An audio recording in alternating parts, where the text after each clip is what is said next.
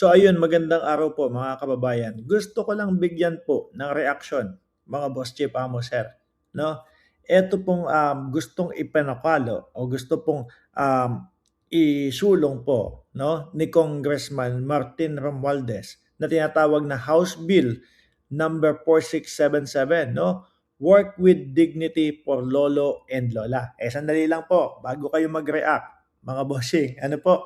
Bakit baka sabihin ng iba, yung mga DDS, lalo na po, yung mga laging kontra. Bakit naman ganyan? Mga lola na, mga may edad na, mga matatanda na, gusto pa ding pagtrabahuhin, kakayaan pang magtrabaho, hindi na lang panatilihin doon sa bahay.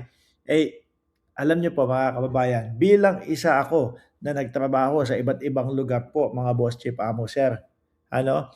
Nung nandun ako sa Singapore, mga kababayan, alam niyo po yung mga basher nila, tsaka yung mga naglilinis, tsaka yung mga nagtatrabaho doon sa restaurant, mga lolo at lola. Ako minsan napapatanong ako, yun din, parehas din yung sinasabi niyo. Bakit gano'n? Pinagtatrabaho pa yung lolo at lola, et cetera, et cetera. Actually, marami po sa mga kababayan natin na mga senior citizen yung gustong magtuloy-tuloy lang po yung trabaho. At ang dahilan po nila diyan, mga Boss Chief Amo Sir, alam niyo kung ano? Para hindi daw po sila maagang mamatay.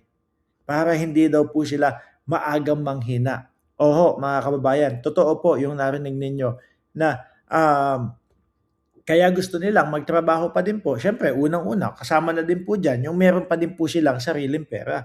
Pangalawa po, mga Boss Chief Amo Sir, yung tipo bang hindi sila malulungkot?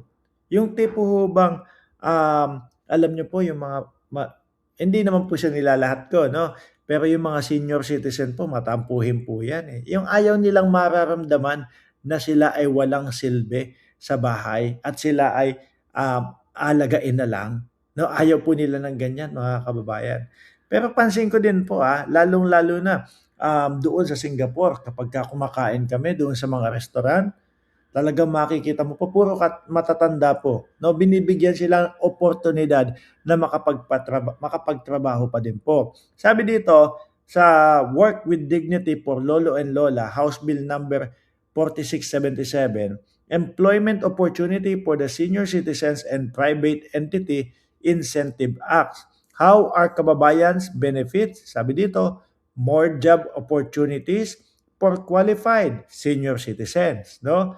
Syempre kung medyo mahina na at hindi na kaya talaga, bakit papayagan pa? Pre-covered pre-employment documents, less out-of-pocket cost for job application, additional income for Filipinos family, no? Families, more dignity, independence, and self-worth. Yan yung sinasabi natin at tinutukoy hunga natin, mga kababayan, na kapag sila ay nagtatrabaho at kumikilos pa din, hindi nila mararamdaman na sila ay palamunin o sila ay pabigat na lang. 'Di ba? Minsan pansinin niyo sila, mga kababayan, kapag yung sasabihin ng mga apo, ng mga anak, "Huwag ka na kumilos diyan, diyan ka na lang, ako na maghuhugas ng nagagalit sila, 'di ba?